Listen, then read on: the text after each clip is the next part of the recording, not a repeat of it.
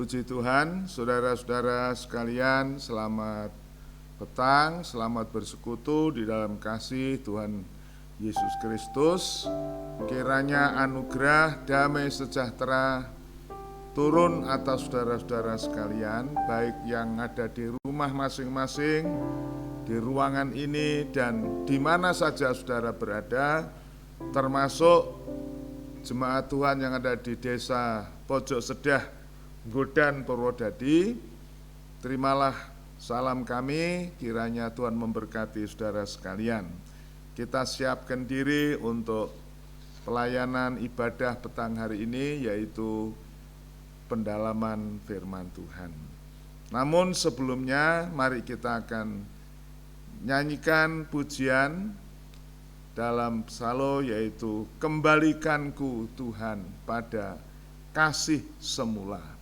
Biar kita mohon kemurahan Tuhan supaya di hari-hari yang berat ini kita mengikut Tuhan dalam kasih yang mula-mula.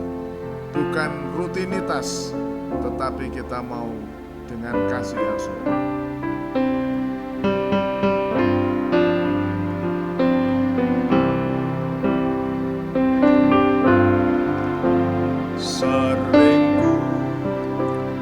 Melupakan saat itu, diriku mana kau menemukan diriku,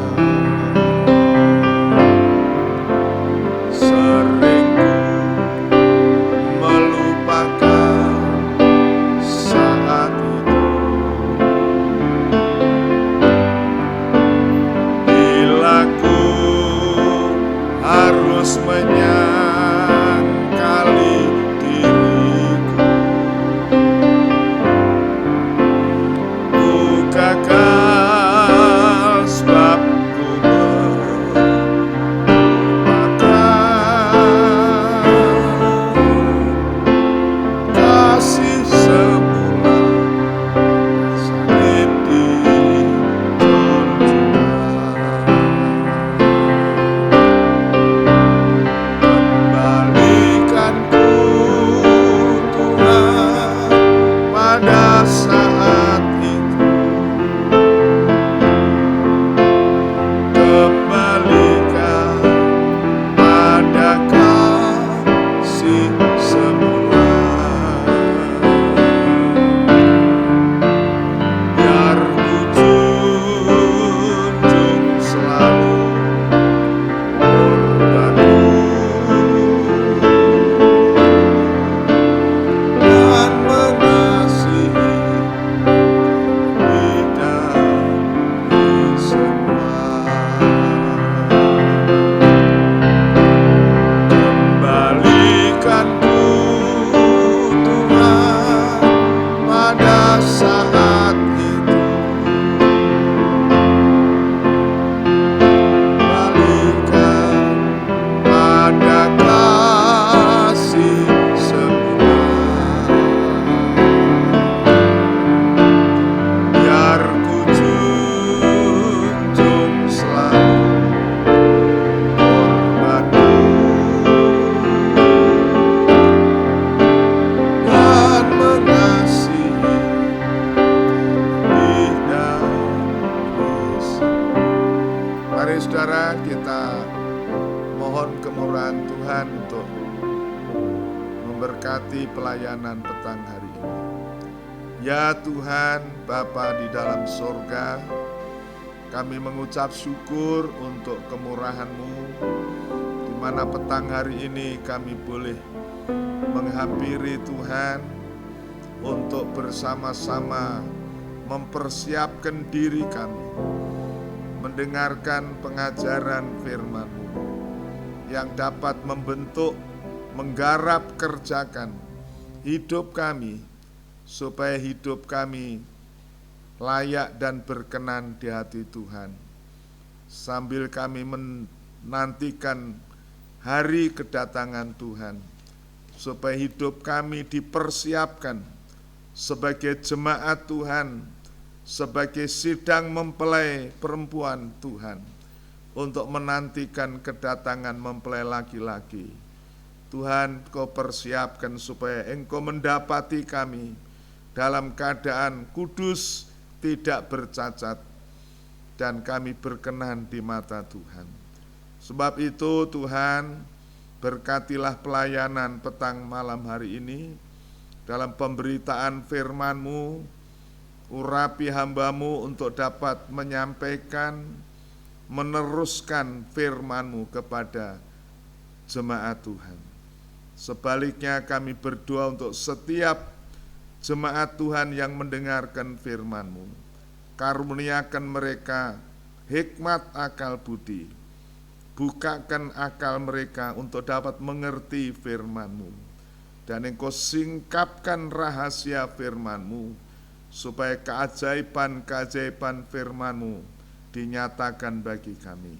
Sementara kami menyadari ada roh jahat, roh najis, pencuri, pembunuh yang senantiasa berusaha untuk menggagalkan kami mendengarkan firman-Mu. Kami ikat di dalam nama Yesus, dan kami perintahkan untuk berdiam diri dan keluar meninggalkan tempat ini. Kami perintahkan Engkau di dalam nama Tuhan Yesus Kristus, yang telah mengalahkan dan menghancurkan kepala-Mu di atas salib Golgota. Segala puji, hormat, kemuliaan bagi Tuhan, dan Tuhan yang akan mengambil alih seluruh pelayanan hari ini, dan biarlah segala puji, hormat, kemuliaan hanya bagi Tuhan. Terima kasih Tuhan, dalam nama Tuhan Yesus kami mohon doa kami. Haleluya, amin. Puji Tuhan, saudara-saudara, mari kita akan segera masuk di dalam pemberitaan firman Tuhan pada petang malam hari ini. Kita akan melanjutkan pelajaran kita atau pemeriksaan kita pada firman di dalam surat Tesalonika yang pertama. Kita sampai pada pasal 3, saudaraku, dan kita akan membaca ayat 10 sampai dengan ayat 13. 1 Tesalonika 3 ayat 10, demikian firman Tuhan. Siang malam kami berdoa sungguh-sungguh supaya kita bertemu muka dengan muka dan menambahkan apa yang masih kurang pada imanmu. Kiranya Dia, Allah dan Bapa kita, dan Tuhan Yesus Tuhan kita, membukakan kami jalan kepadamu. Dan kiranya Tuhan menjadikan kamu bertambah-tambah dan berkelimpahan dalam kasih seorang terhadap yang lain dan terhadap semua orang, sama seperti kami juga mengasihi kamu.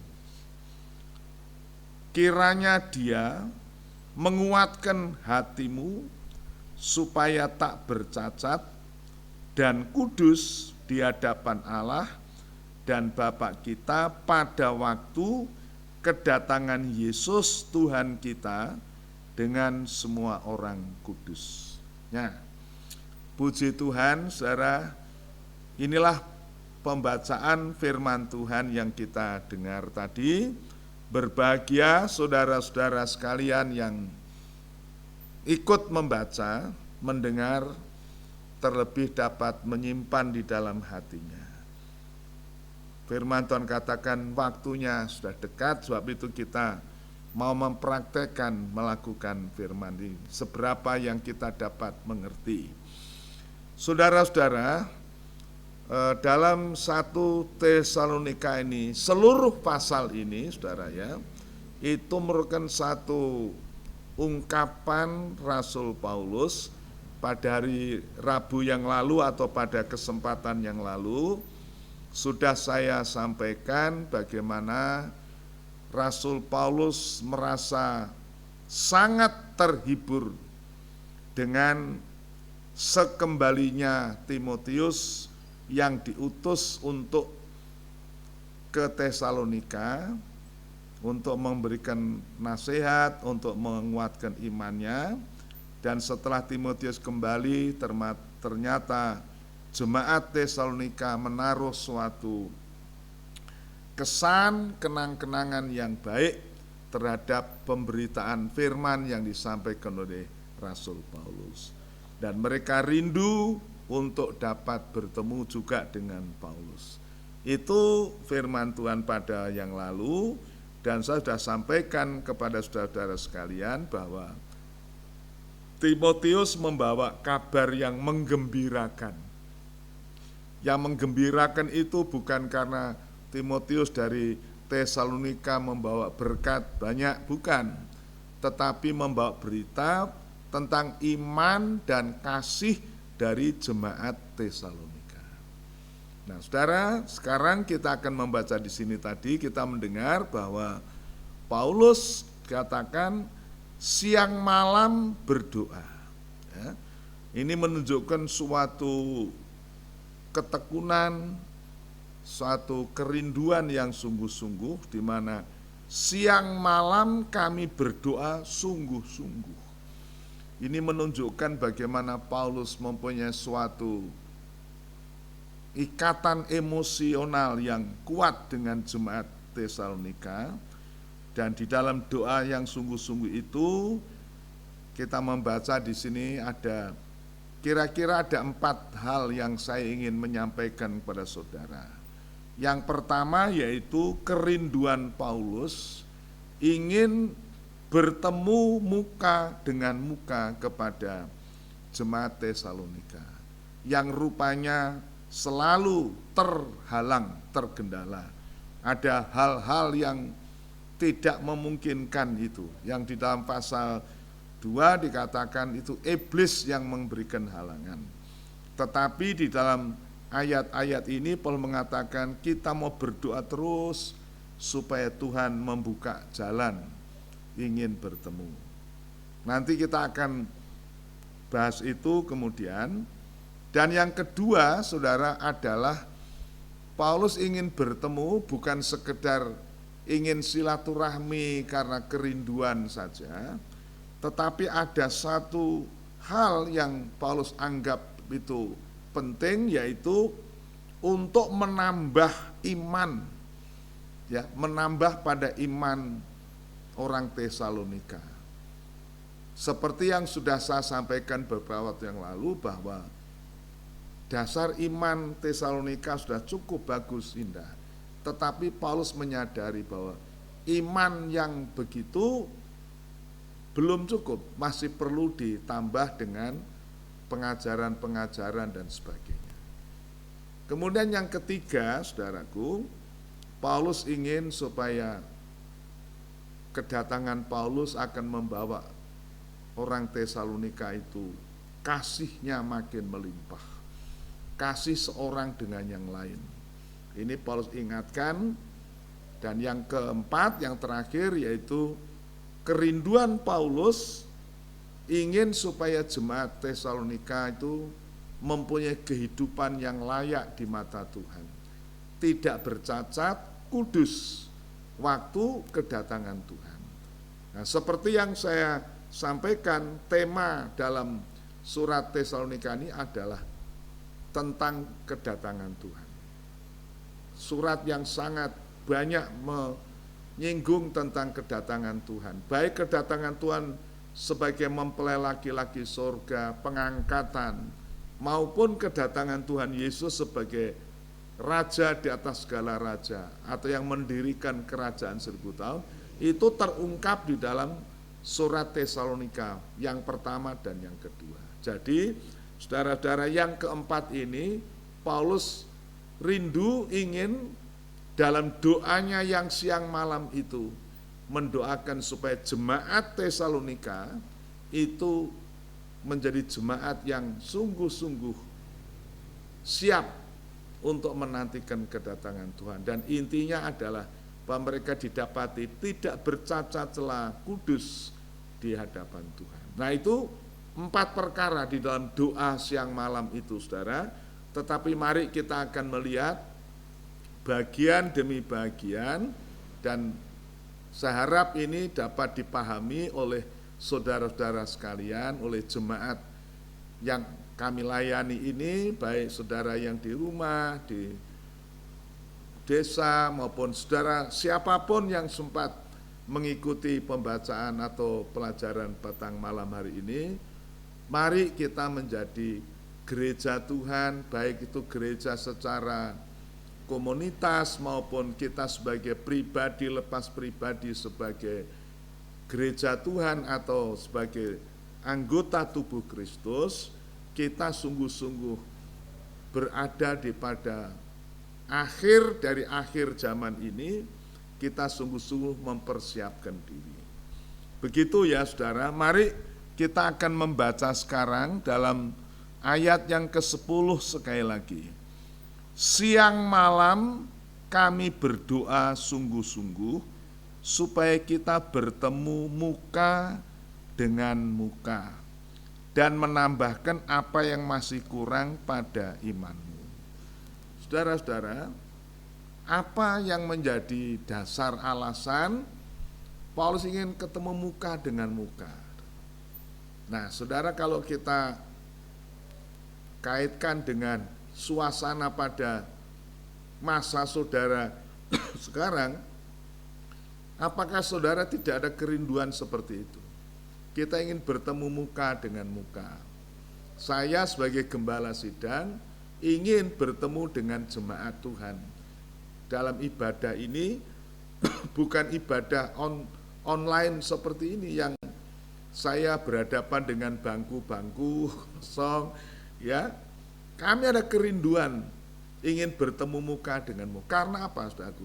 Berbeda, ya. Kita menyampaikan firman Tuhan secara online dengan onsite sungguh berbeda. Kalau kita bertemu dengan muka itu kan ada suatu spirit, ada suatu ikatan emosional yang sungguh-sungguh dapat kita rasakan.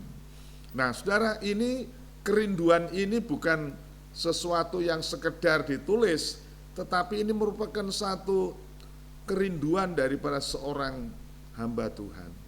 Nah, ternyata bukan hanya Paulus, saudara, yang mempunyai kerinduan semacam itu, Rasul Yohanes juga. Rasul Yohanes itu kan rasul yang paling awet, atau maksudnya paling tua, ya, bukan paling tua dalam segala perbandingan umur mereka, tetapi yang paling akhir melayani Tuhan pada zaman itu. Yang lain-lain sudah mati syahid, yang lain-lain sudah dibunuh. Nih Yohanes ini sampai usia lanjut masih dapat melayani jemaat Tuhan. Nah, tentunya tidak bisa semuka, saudaraku, ya. Tetapi dari tempat satu ke tempat yang lain dia tulis surat. Nah, itu diungkapkan, saudaraku, ya. Kita akan membaca di dalam surat 2 Yohanes, ya. Kita akan membaca surat 2 Yohanes pada ayat yang ke-12. Demikian, saudara, ya.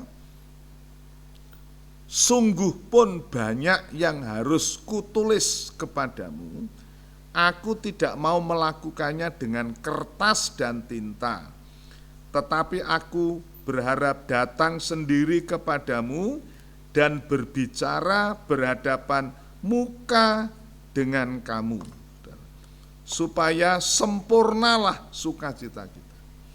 Nah, saudara, ini Yohanes mengungkapkan, kalau hanya surat, ya, tulisan tinta di atas kertas, dan memang itu ya dapat memberikan kita nasihat, penghiburan, tetapi Yohanes berkata, kalau kita bisa bertemu muka, maka dikatakan sini sempurna sukacita kita. Sehingga ada interaksi yang luar biasa. Oh, saudara-saudara, sebabnya maka Paulus berkata di dalam 1 Tesalonika tadi, ayat yang ke-14 dikatakan, kami berdoa siang malam sungguh-sungguh supaya Tuhan membuka jalan.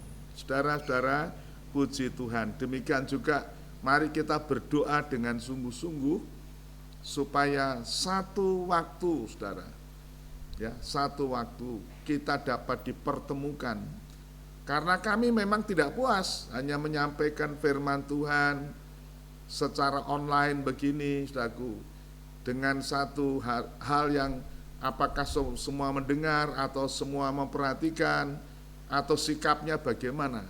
Tetapi kalau ketemu muka pasti kita bisa mengetahui antusias, respon yang baik itu. Sehingga Yohanes berkata di sini, aku sendiri ingin datang kepadamu, berbicara berhadapan muka dengan kamu, supaya sempurnalah sukacita kita. Dan ini 2 kali diucapkan, saudaraku. Dalam suratnya yang ketiga juga Yohanes mengungkapkan lagi. Kita akan membaca dalam 3 Yohanes atau surat Yohanes yang ketiga, kita akan membaca pada ayat yang ke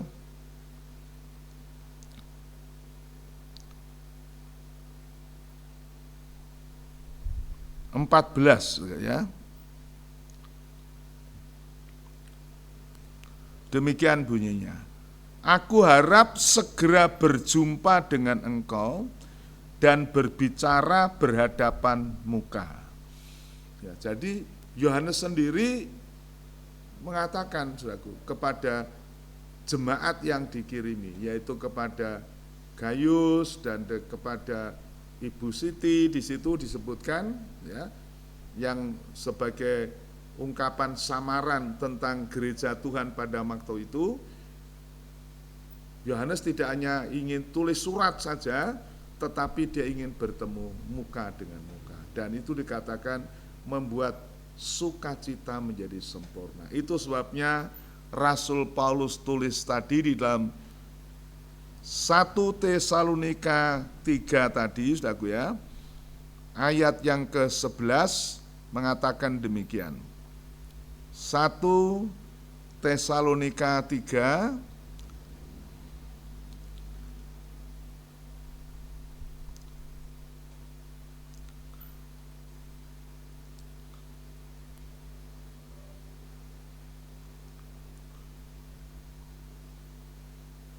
Kita akan membuka ayat gitu ya. Kiranya Dia, Allah Bapa kita, Yesus Tuhan kita, membukakan jalan kepadamu. Ini suatu kerinduan daripada Paulus. Dan di sini juga kita belajar, saudaraku, bagaimanapun kerinduan kita, bagaimanapun usaha kita harus berdoa. Jangan kita coba memaksakan diri atau dengan cara-cara yang menurut kedagingan kita berusaha dan sebagainya, tetapi Paulus berkata, kiranya Dia, Allah Bapa kita dan Tuhan Yesus Kristus membukakan kami jalan kepadamu. Ini satu-satunya cara. Seringkali kita itu dalam sesuatu, kita sering memaksakan kehendak kita. Kita tidak menunggu jalan Tuhan atau waktu Tuhan yang tepat. Tetapi waktu yang paling tepat adalah kehendak Tuhan. Saudara-saudara mungkin pernah mendengar kesaksian atau membaca suatu kesaksian, ya, atau peristiwa yang belum lama ini terjadi. Kecelakaan pesawat Sriwijaya yang jatuh di laut perairan Pulau Seribu. Itu ada 2 orang yang ketinggalan, 2 orang, ya. Gara-gara apa, saudaraku? Mereka kurang lengkap persyaratan. Kalau tidak salah itu tentang rapid testnya. Dia sudah beli tiket dan itu, tapi kurang itu dan tidak diizinkan. Tadi ketinggalan, tetapi beberapa menit kemudian dia mendengar berita bahwa pesawat itu jatuh. Saudara, kita tidak bersyukur kepada orang yang jatuh itu, tidak. Tetapi ini salah satu hal, kalau seorang itu berdoa, Tuhan seringkali membuat sesuatu hal itu tertunda atau gagal dan sebagainya. Ternyata ada maksud Tuhan. Sehingga di antara sekian puluh penumpang yang meninggal, ada namanya, kalau tidak salah namanya Paulus, saudaraku ya, itu tertinggal.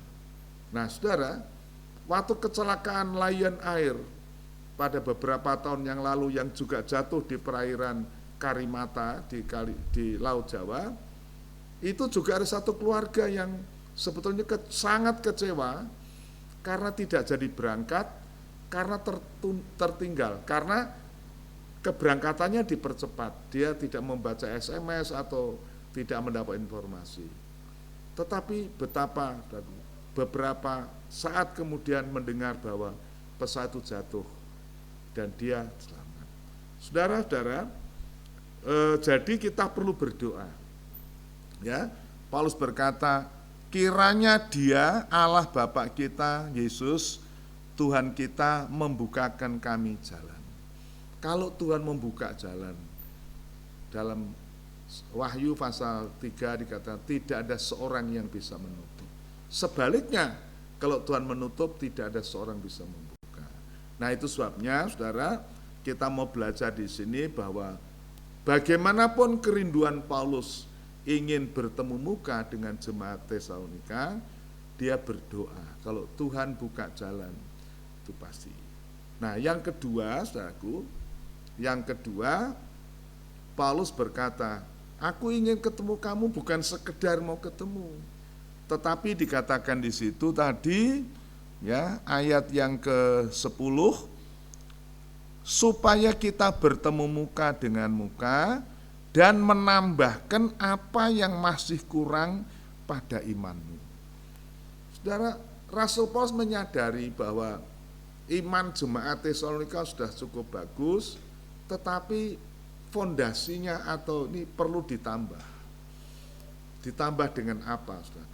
Ya, jadi iman saja itu perlu ditambah supaya bisa makin lengkap, makin kokoh gitu.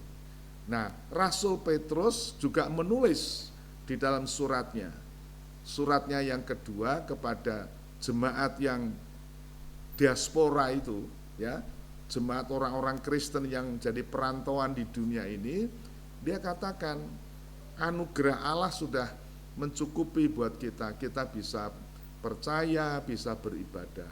Nah, justru karena itu Petrus berkata, ya, kita akan membaca saja, ya, dalam 2 Petrus, dalam surat 2 Petrus pasal 1 ayat yang ke-3 dan seterusnya, saya baca ya saudara ya. Karena kuasa ilahinya telah menganugerahkan kepada kita segala sesuatu yang berguna untuk hidup yang saleh atau hidup dan ibadah oleh pengenalan kita akan Dia yang telah memanggil kita oleh kuasanya yang mulia dan ajaib. Dengan jalan itu Ia telah menganugerahkan kepada kita janji-janji yang berharga dan yang sangat besar, supaya olehnya kamu boleh mengambil bagian dalam kodrat ilahi dan luput dari hawa nafsu dunia yang membinasakan dunia ini. Saudara, ini Rasul Petrus katakan kita, pengenalan kita kepada Tuhan itu membuat kita menjadi orang-orang yang mempunyai tabiat ilahi, dibebaskan atau dilepaskan dari kekuatan hawa nafsu duniawi ini. Dan itu hanya oleh anugerah Tuhan. Dan itu luar biasa. Tetapi Petrus menambahkan di sini ayat yang ke-5.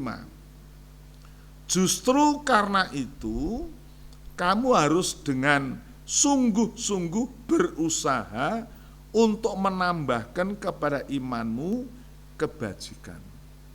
Saudara, sampai dengan ayat 7, Petrus berkata bahwa iman itu sebagai batu fondasi yang paling bawah. Maka perlu ditambah, ya. Ditambah seperti bangunan itu, fondasinya ditambah 1 batu, ditambah lagi 1 dan sebagainya.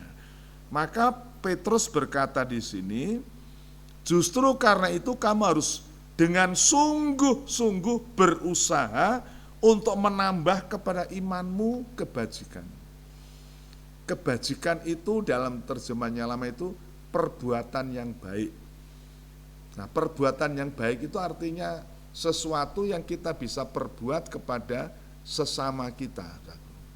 Nah, Rebu yang lalu saya menyampaikan bahwa Yakobus mengajarkan iman tanpa perbuatan itu kosong, mati.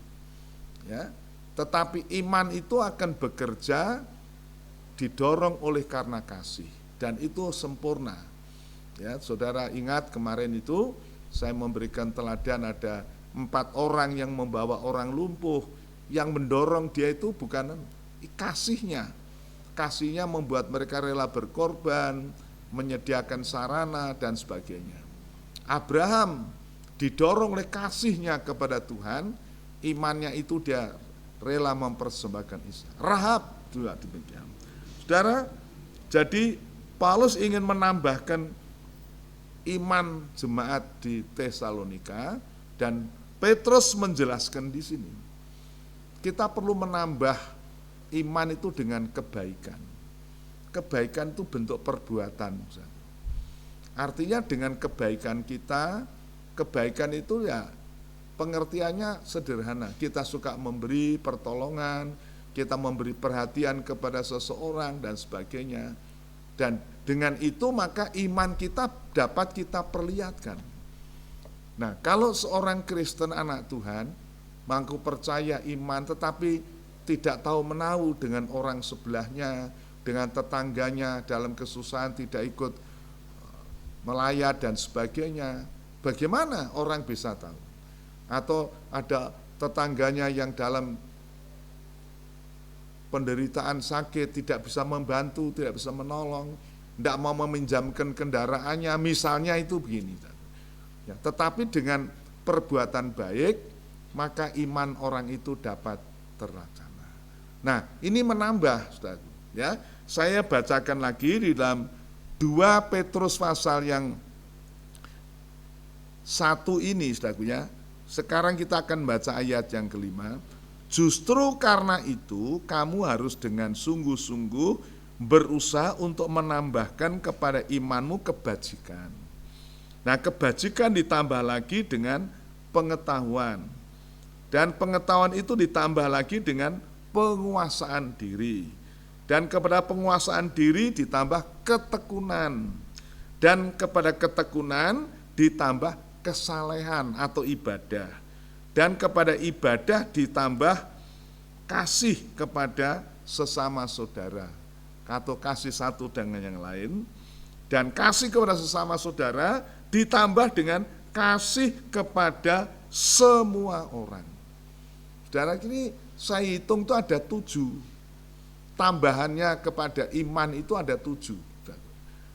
Ya, 7 poin yang yaitu kebajikan, pengetahuan, penguasaan diri, ketekunan, kesalehan, ibadah, kasih kepada sesama, kasih kepada semua orang. Nah, saudara, angka 7 di dalam pengajaran Alkitab itu menunjuk sempurna. Jadi, saudaraku, iman harus dibawa kepada kesempurnaan. Itu dalam Ibrani pasal 2. Iman kita dipimpin kepada kesempurnaan. Oh, puji Tuhan. Itu sebabnya maka Paulus rindu bertemu dengan jemaat di di Tesalonika itu. Aku rindu ketemu dengan kamu muka dengan muka supaya sukacita sempurna dan bisa menambah iman itu daripadamu. Karena pendengaran atau penerimaan firman Tuhan jemaat Tesalonika yang sangat minim, itu kekristenannya atau kehidupan sebagai orang percaya perlu ditambah dengan berbagai-bagai hal tadi sehingga menjadi sempurna. Saya akan lanjutkan dalam 2 Petrus ini. Petrus berkata, sebab apabila semuanya itu ada padamu dengan berlimpah-limpah. Ya, ada 7 perkara tadi yang menambahkan iman itu ada pada kita dengan berlimpah-limpah. Kamu akan dibuatnya menjadi giat dan berhasil dalam pengenalanmu akan Yesus Kristus Tuhan kita. Saudara, kalau kita menambah iman kita dengan kebajikan, penguasaan diri, pengetahuan dan seterusnya, dikatakan membuat kita itu giat, tidak males, saudara, tidak merasa puas. Wah, sudah cukup, percaya. Tidak, kita mempunyai satu usaha dalam pelayanan kita. Ayat 9, tetapi barang siapa tidak memiliki semuanya itu, ia menjadi buta, picik, karena ia lupa bahwa dosanya yang dahulu telah dihapuskan. Nah, ini sebaliknya. Kalau orang itu hanya, pokoknya percaya saja, tidak perlu menambah perbuatan baik, tidak perlu menambah pengetahuan firman, belajar dan sebagainya. Dikatakan buta. Dalam terjemahan lama bukan buta tapi kabur. Dia nampak hanya benda sedekat saja, tidak bisa melihat jauh. Itu artinya iman yang picik. Ya, melihat hanya yang dekat saja. Apa yang dekat? Berkat, jasmani, perkara-perkara duniawi, ya, yang lalu dikatakan pikirannya duniawi saja, padahal kita harus memikirkan perkara yang di atas, di belakang langit biru sana. Ini perlu mata yang tajam, mata iman. Nah, ini yang perlu ditambah. Terus ayat 10, karena itu saudara-saudaraku, berusahalah sungguh-sungguh. Tidak sekedar sungguh-sungguh, supaya panggilan dan pilihanmu makin teguh, sebab jikalau kamu melakukannya, kamu tidak akan pernah terserandung. Tidak terserandung, tidak jatuh. Oh, puji Tuhan. Sebab itu kerinduan Rasul Paulus ke Tesalonika untuk bertemu muka dengan orang-orang Tesalonika itu, ingin ini, saudaraku, ingin supaya imannya itu bertambah, bertumbuh dan berkembang, sehingga tidak terserandung, tidak kesandung. Nah, puji Tuhan, saudaraku. Yang ketiga, saudaraku, ya, yang ketiga, kerinduan Paulus ingin bertemu dengan jemaat Tesalonika itu dalam doanya ini, yaitu kita akan membaca 1 Tesalonika 3 tadi, ya, ayat yang ke-11 dan 12. Ya. Kiranya Dia, Allah dan Bapa kita, dan Yesus Kristus Tuhan kita, membukakan kami jalan kepadamu. Dan kiranya Tuhan menjadikan kamu bertambah-tambah dan berkelimpahan dalam kasih seorang terhadap yang lain, terhadap semua orang, dan sama seperti kami juga mengasihi kamu.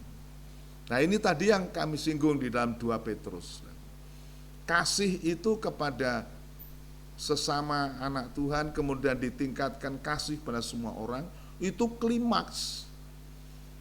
Dan ini rupanya Paulus juga sebutkan di sini. Dia ingin ketemu muka dengan muka supaya bisa menambahkan iman itu sampai kasih itu melimpah, ya. Bertambah-tambah, berkelimpahan dalam kasih seorang terhadap yang lain. Puji Tuhan. Mengapa Paulus tekankan ini, saudaraku? Ya. Kita mengingat nasihat Tuhan Yesus kepada murid-muridnya waktu dia mencuci kakinya Petrus, Yohanes dan sebagainya. Tuhan katakan apa? Aku ini Tuhan dan Guru, mencuci kakimu. Ya. Kamu tidak tahu yang aku perbuat sekarang, nanti kamu akan tahu. Tetapi berbahagialah kalau kamu tahu dan bisa melakukan. Aku ini Tuhan dan Guru, sudah melayani kamu, mengasihi kamu begitu rupa.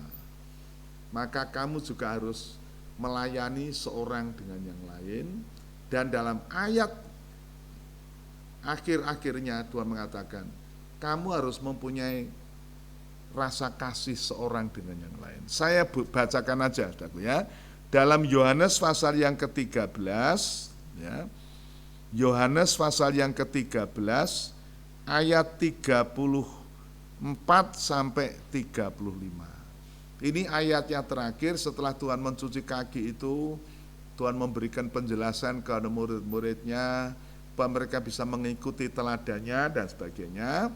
Akhirnya begini, aku memberikan perintah baru kepadamu, yaitu supaya kamu saling mengasihi sama seperti aku mengasihi kamu, demikian pula kamu harus saling mengasihi.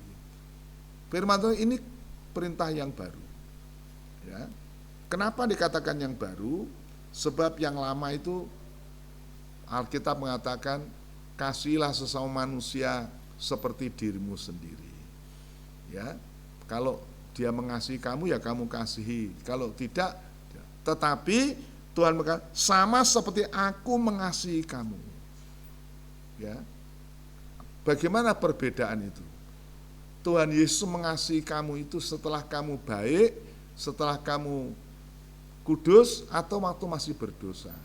Dalam Roma 5 ayat yang ke-8 dikatakan, dalam hal inilah kasih Allah itu dinyatakan, yaitu Dia rela mati mengganti kita tatkala kita itu masih berdosa.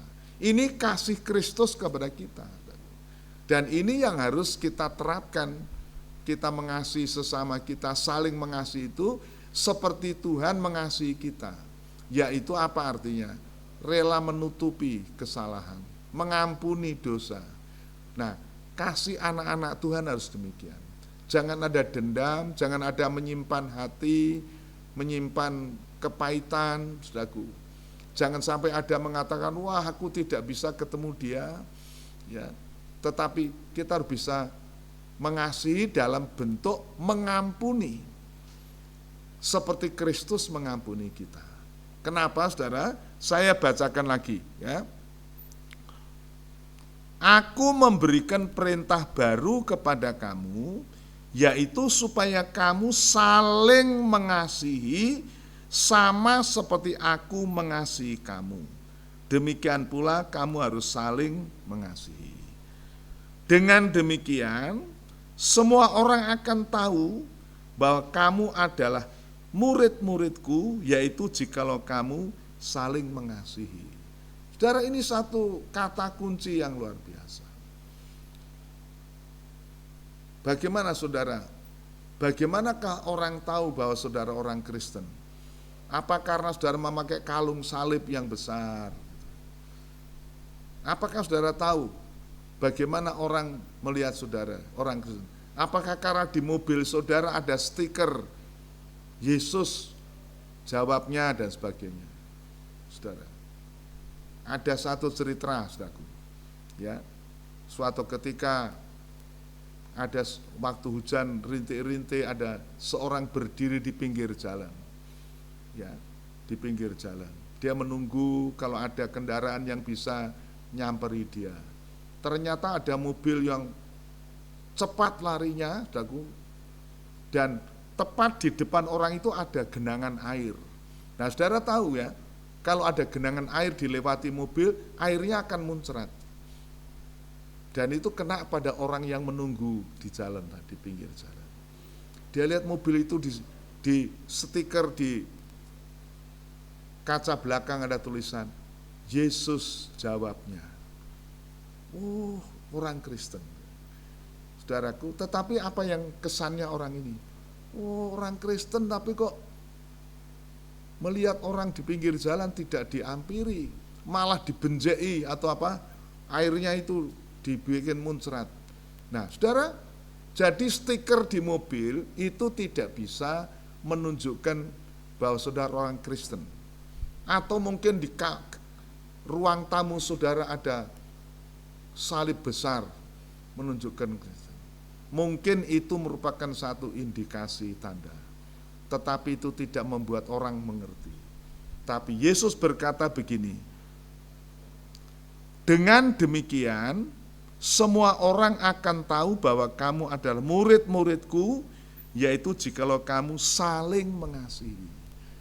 Orang dunia akan tahu bahwa kita anak Tuhan kalau kita itu saling mengasihi. Tetangga saudara akan tahu saudara orang Kristen kalau saudara dalam keluarga rumah tangga saling mengasihi. Tapi bayangkan saudara, kalau dalam keluarga Kristen itu mungkin hampir tiap hari bertengkar, hampir tiap hari memaki-maki, hampir tiap hari berkelahi dan sebagainya. Apakah saudara bisa menunjukkan, oh ini orang Kristen? Itu menjadi hujatan. Nanti tetangga akan mengatakan, katanya kok orang Kristen, tetapi kok tiap hari bertengkar, berkelahi dan sebagainya. Jadi saudara-saudara, mengapa Paulus berdoa supaya dalam kehidupan jemaat Tesalonika itu makin berlimpah-limpah, saling mengasihi seorang dengan yang lain, saudaraku, karena orang akan tahu saudara orang Kristen kalau saudara menjadi murid Tuhan dan mengasihi saudaraku. Oh puji Tuhan. Saudara tahukah kata-kata Kristen dalam Alkitab tidak banyak ditulis, hanya beberapa tempat. Tetapi asal mula orang Kristen itu di mana? Di Antioquia, saudaraku. Di Antioquia, karena mereka melihat persekutuan yang begitu intim, saling mengasihi, saudaraku. Sehingga orang, wah ini orang Kristen. Kristen itu apa artinya? Pengikut Kristus. Pengikut Kristus, meneladani Kristus. Jadi saudara, kita bisa menjadi berkat dalam dunia kepada orang-orang yang tidak mengenal Tuhan kalau kita bisa mengasihi seorang dan yang lain. Dan kalau kita bisa mengasihi, itu kasih seperti Kristus mengasihi kita, yaitu kita bisa mengampuni. Mungkin ada mereka yang salah ngomong, tanpa sengaja menyakitkan hati saudara, Jangan saudara menyimpan dalam hati. Jangan saudara simpan sebagai akar pahit, dan itu menyebabkan kita tidak bisa mengasihi. Oh puji Tuhan saudaraku. Inilah doa daripada Paulus. Aku rindu datang kepadamu, bertemu muka dengan muka, untuk dapat menambah imanmu, tetapi juga supaya kamu makin melimpah kasih seorang dengan yang lain. Ya, seperti teladan tadi. Dalam 2 Petrus 1 ayat yang ke-7 mengatakan, ibadahmu ditambah dengan mengasihi sesama saudara, ditambah dengan mengasihi semua orang. Nah, ini kata semua orang ini juga penting. Saudara, mengasihi sesama orang Kristen itu lebih mudah. Karena apa? Sama-sama seiman, sama-sama mungkin satu level. Tetapi orang dunia, orang yang mungkin tidak kenal saudara, yang mungkin sinis sampai saudara, membenci saudara, atau menfitnah saudara, bisakah kita mengasihi mereka? Nah, di sini saudara, kasih agape, kasih ilahi, kasih yang diberikan contoh oleh Tuhan Yesus di kayu salib. Dia katakan, ya Bapa, ampuni mereka semua, karena mereka tidak tahu apa yang diperbuatnya. Saudara tahu, pencuri yang di sebelah kanannya itu, dengan doa ini dia tergerak hatinya. Waduh, ini sungguh anak Allah. Oh puji Tuhan saudaraku. Jadi kerinduan Rasul Paulus ingin bertemu muka dengan orang Tesalonika, sekedar untuk menambah iman, tetapi juga supaya bisa praktek kasihnya itu makin melimpah. Saudara, puji Tuhan, supaya dunia tahu bahwa kita adalah murid-muridnya Tuhan. Nah, yang keempat, saudara, yang keempat dalam 1 Tesalonika 3 tadi, ya, ayat yang ke-13, demikian bunyinya. Kiranya dia menguatkan hatimu, supaya tak bercacat dan kudus di hadapan Allah dan Bapa kita pada waktu kedatangan Yesus Tuhan kita dengan semua orang kudus. Ya, saudara, ini kerinduan Rasul Paulus. Dia ingin mempersembahkan jemaat Tesalonika. Nanti waktu Tuhan Yesus datang, ingin mempersembahkan sebagai jemaat yang tidak bercacat, yang kudus. Haleluya. Oh puji Tuhan, ini kerinduan Rasul Paulus, tetapi ya kerinduan Tuhan. Tuhan ingin memperhadapkan kita jemaatnya, saudaraku, di hadapannya dia sendiri, sebagai mempelai perempuan yang tidak bercacat celah, tidak kerut, tidak noda, tetapi kudus. Dan untuk itu maka saat ini Tuhan sedang menggarap kerjakan kita dengan firman-Nya. Oh puji Tuhan saudaraku. Saya akan membacakan ayat itu ya saudaraku, dalam Efesus pasal yang kelima. Surat Efesus pasal yang kelima, ayat mungkin ayat 26 saya bacakan. Atau ayat 25 saya baca demikian. Hei suami, kasihlah istrimu sebagai Kristus, sebagaimana Kristus telah mengasihi jemaat dan menyerahkan dirinya baginya. Saudara, Tuhan katakan suami mengasihi istri seperti Kristus mengasihi jemaat. Kristus mengasihi jemaat itu telah menyerahkan nyawanya bagi jemaat itu. Seperti itu saya sudah katakan. Ketika jemaat itu masih banyak cacat celah, masih belum bertobat sungguh-sungguh, Kristus sudah mati tersalib. Dan ini dikatakan teladan standar untuk para suami.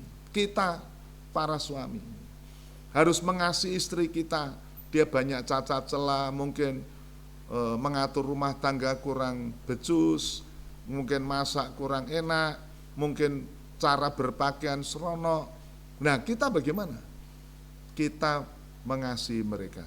Kita harus rela berkorban, bukan hanya itu, tetapi dikatakan ayat 20, untuk menguduskannya sesudah ia menyucikannya dengan memandikannya dengan air dan firman. Saudara, ini Tuhan Yesus setelah orang berdosa dipungut dari lumpur rawa dosa, tidak hanya tergelepotan dengan lumpur, dikuduskan, disucikan oleh darahnya, dan itu dibina dengan air firman, dimandikan tiap hari. Supaya apa, saudaraku? Supaya dengan demikian ia menempatkan jemaat di hadapan dirinya dengan cemerlang, tanpa cacat atau kerut atau yang serupa itu, tetapi supaya jemaat kudus dan tak bercela. Oh saudara, ini program Tuhan, ya, proyek Tuhan untuk gereja Tuhan. Gereja Tuhan yang tadinya orang berdosa, dari lumpur rawa, saudaraku. Kita seperti intan-intan permata yang jatuh di lumpur, dipungut oleh Tuhan. Itu disucikan, dibersihkan, digosok. Dalam Kolose pasal yang ketiga dikatakan, dibarui hari terus menerus, sampai kita menjadi serupa dengan Dia. Oh puji Tuhan, saudaraku. Inilah firman Tuhan pada malam hari ini. Kita melihat bagaimana Rasul Paulus itu berdoa, dikatakan siang malam berdoa. Tuhan buka jalan supaya saya bisa mengunjungi jemaat Tesalonika untuk dapat bertemu muka, dapat membagikan berkat, dapat menambah imannya, tetapi juga bisa menunjukkan kasih yang bertambah-tambah, sehingga jemaat Tesalonika dapat dipersembahkan kepada Tuhan sebagai jemaat yang tidak bercacat celah. Saudara, saya akan tambahkan dalam surat 1 Yohanes. Surat 1 Yohanes pasal 2. Ya. 1 Yohanes pasal 2 ayat yang ke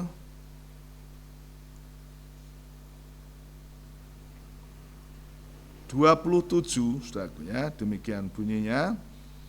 Maka sekarang anak-anakku, tinggallah di dalam Kristus, supaya apabila Ia, Yesus, menyatakan dirinya waktu Dia datang kembali itu, kita boleh keberanian percaya, tidak usah malu terhadap Dia pada hari kedatangannya. Jikalau kamu tahu bahwa Ia adalah benar, kamu harus tahu juga bahwa tiap orang yang berbuat kebenaran lahir daripadanya.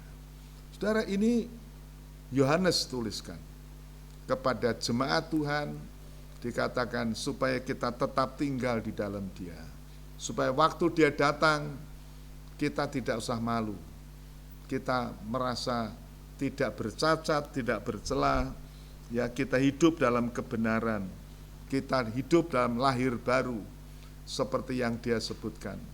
Kita itu ciptaan baru di dalam Dia. Saudara, kemudian saya tambahkan pasal yang ketiga, ya. 1 Yohanes ini pasal yang ketiga ayat 1. Karena itu setiap orang yang tetap berada,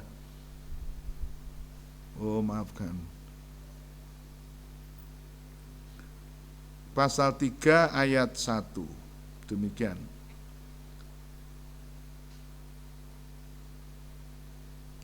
Lihatlah betapa besarnya kasih yang dikaruniakan Bapa kepada kita, sehingga kita disebut anak-anak Allah.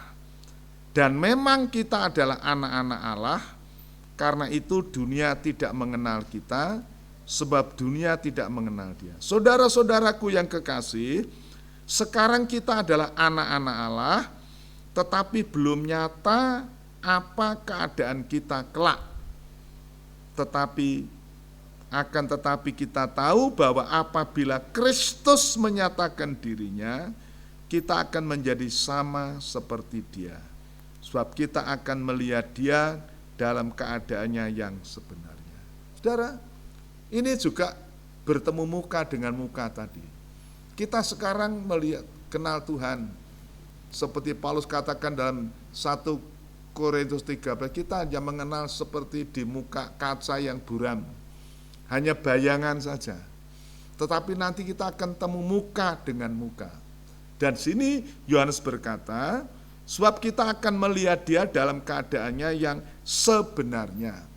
Kita akan melihat muka dengan muka. Kita belum tahu keadaan kita sekarang. Dikatakan kita anak Allah, tapi bagaimana nanti kita akan belum tahu. Tetapi hal yang firman Allah katakan, kalau Yesus datang kembali, kita akan jadi seperti dia, sebagaimana dia ada. Hidup kita akan diubahkan. Ini janji Tuhan. Dalam 1 Korintus 15 ayat 51. Dalam sekejap mata, waktu nafiri berbunyi, tubuh kita akan diubahkan. Orang yang mati dibangkitkan. Kita yang masih hidup akan diubahkan menjadi serupa dengan dia. Juga dalam 1 Tesalonika 4 dikatakan, waktu sangkakala ditiup, orang mati akan bangkit, orang yang masih hidup akan diubahkan dalam sekejap. Saudara, puji Tuhan. Sebab itu dikatakan mari kita tetap tinggal di dalam dia.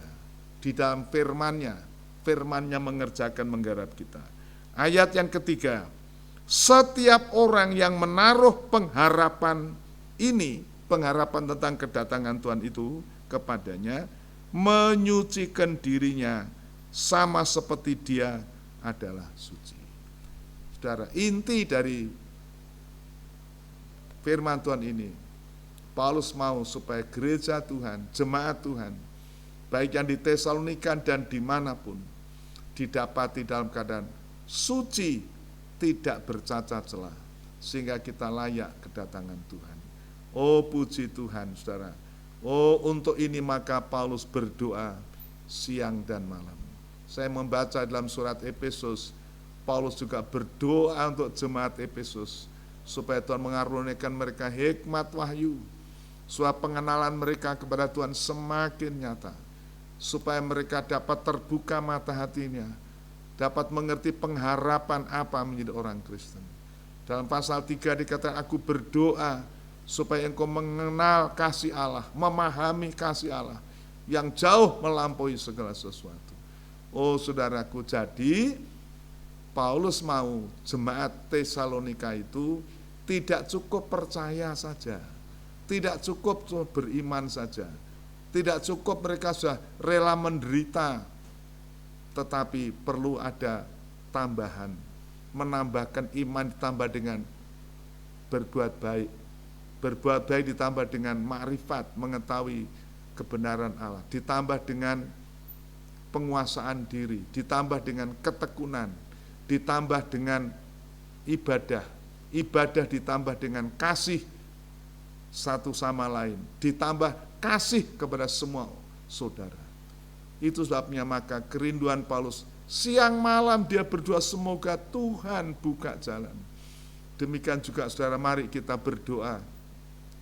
Kita berdoa, siang malam, baik susah senang kita berdoa. Oh Tuhan buka jalan, supaya satu waktu kita bisa bertemu muka dengan muka, bergereja, berjemaat, kumpul lagi. Saudaraku, tidak seperti online seperti sekarang. Saudara tidak bisa melihat wajah saya secara langsung, ya. Tetapi kalau kita berlangsung tadi, Yohanes berkata, supaya sukacita kita menjadi penuh. Sekarang kita patut bersyukur, saudaraku, sekalipun di dalam masa pandemik, saudara tidak bisa ke gereja masih mendengarkan firman Tuhan. Oh, tetapi alangkah indahnya kalau nanti kita bisa bertemu muka dengan muka, saudaraku, di gereja kita bisa bertemu muka, kita bisa saling menguatkan satu dengan yang lain. Baik itu mari kita berdoa, saudaraku, ya. Kita mohon Tuhan membuat kasih kita semakin bertambah. Kita bisa mengasihi seorang dengan yang lain, supaya pelayanan kita lebih berarti. Oh puji Tuhan. Sebelum kita mengakhiri, kita akan sama-sama menyanyikan satu pujian. Dalam Psalm nomor 67, ya, ciptakan kasih-Mu. Biar ini doa kita, Saudaraku, apa arti hidupku ini?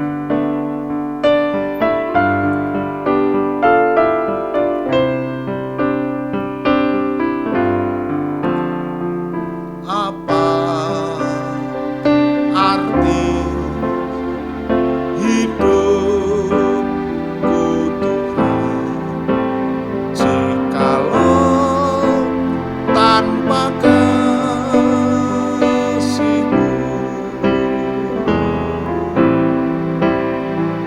Apa arti pelayananku, jikalau tanpa kasih-Mu?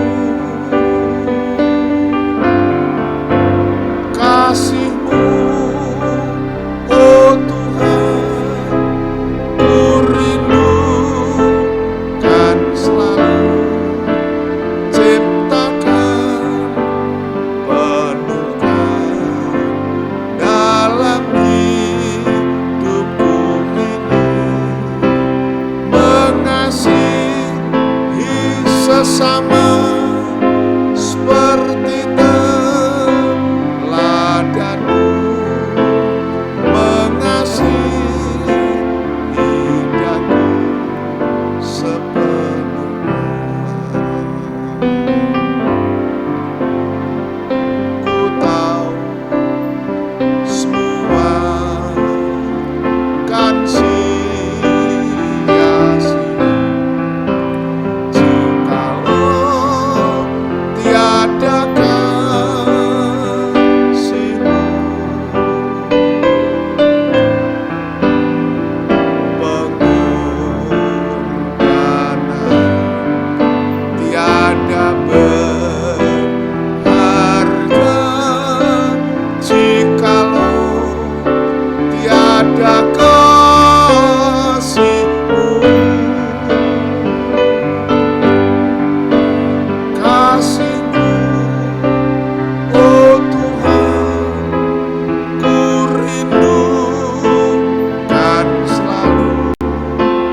Ciptakan, penuhkan dalam hidupku ini, mengasihi sesama seperti teladan-Mu, mengasihi daku sepenuhnya.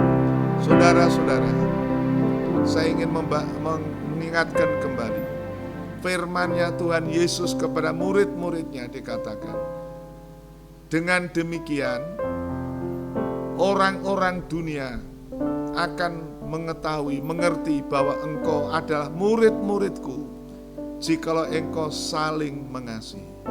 Sekali lagi saya tekankan, orang dunia tidak akan mengenal saudara sebagai orang Kristen bukan karena atribut-atribut, bukan karena aksesoris, saudara, karena hal itu hanya semu. Tetapi dunia akan mengerti bagi kita orang Kristen kalau kita saling mengasihi. Sebab itu marilah di masa-masa pandemik yang demikian, kita diuji dengan berbagai-bagai kesukaran. Mari kita menyatakan mengasihi seorang dengan yang lain. Kita saling membantu, saling memperhatikan, saling menolong, saudara-saudara, supaya dunia tahu inilah orang Kristen, mengasihi. Mari kita nyanyikan pujian ini sebagai satu seruan doa. Ciptakan kasih-Mu di dalam kami. Kita nyanyikan bait yang ketiga. Haleluya.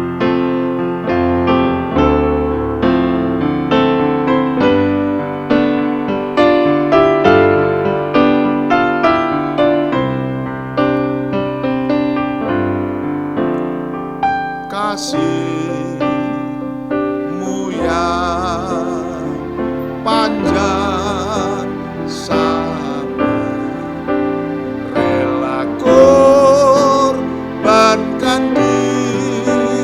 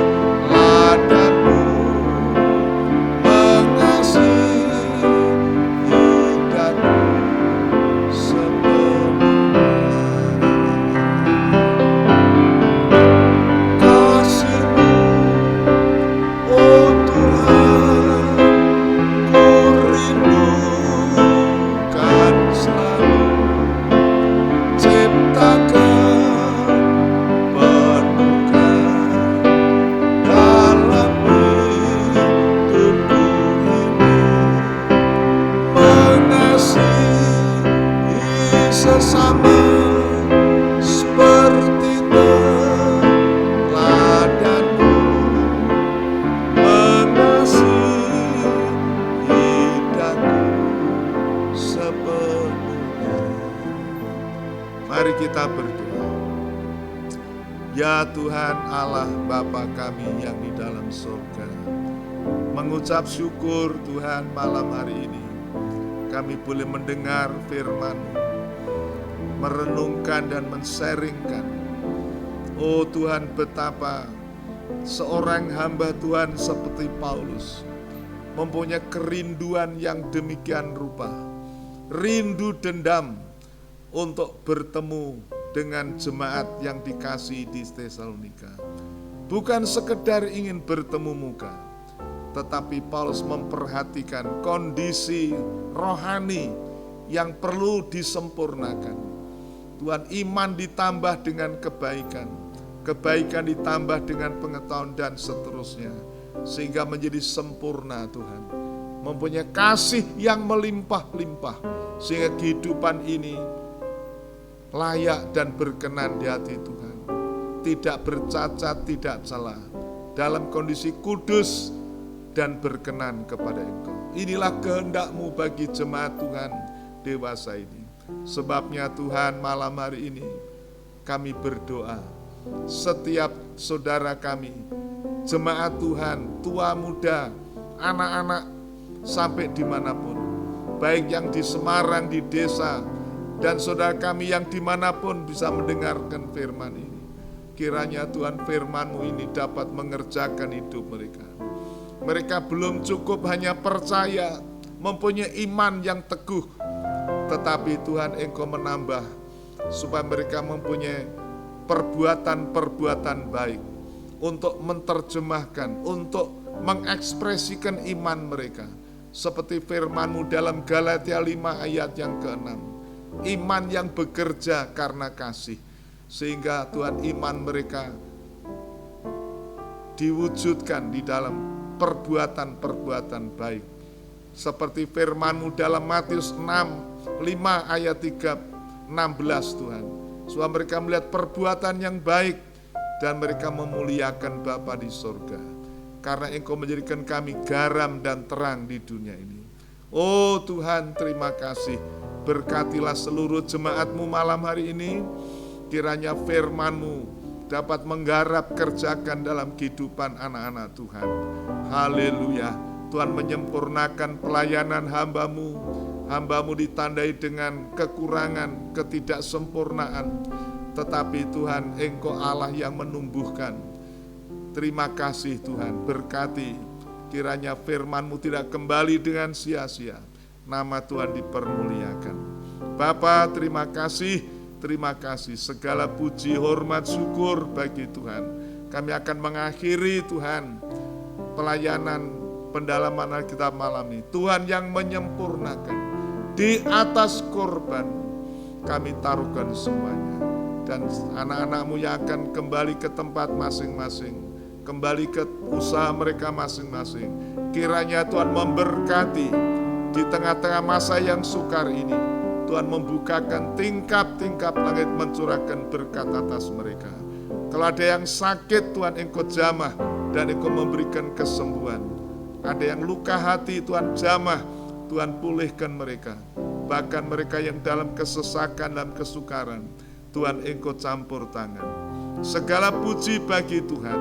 Terima kasih Tuhan, terima kasih. Engkau menyempurnakan doa kami. Segala puji, hormat, syukur kami persembahkan kepada Engkau. Dan seluruh jemaat-Mu pulang, kiranya berkat anugerah damai sejahtera menyertai kita semua. Sampai Maranatha, Tuhan datang di awan yang permai. Haleluya. Amin. Puji Tuhan. Selamat malam Tuhan.